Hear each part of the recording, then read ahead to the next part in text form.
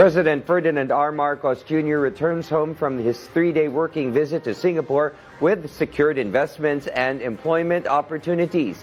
Among the agreements reached was a partnership between Singapore's ABC Impact and Ayala's AC Health, which is expected to support the expansion of 10 hospitals, 300 clinics, and more than 1,000 pharmacies by 2027. Harley Valbuena has the details.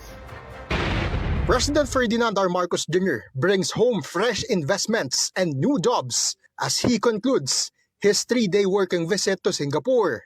In a business meeting attended by the President, ABC Impact of Singapore and AC Health of Ayala Group formed partnership for the expansion to 10 hospitals, 300 clinics, and 1,150 pharmacies come 2027.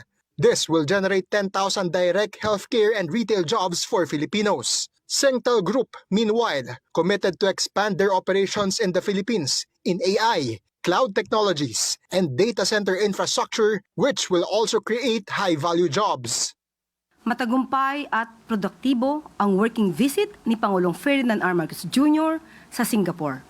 Baon ng Pangulo ang iba't ibang investment sa larangan ng kalusugan at digital infrastructure sa Pilipinas.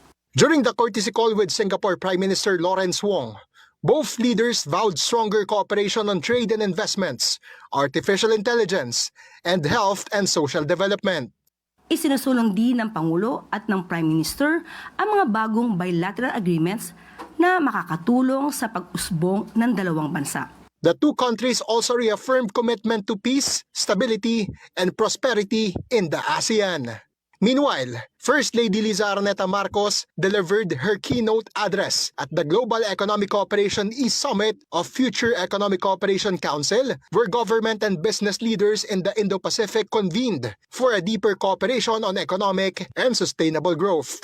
Harley Valbuena, IBC News.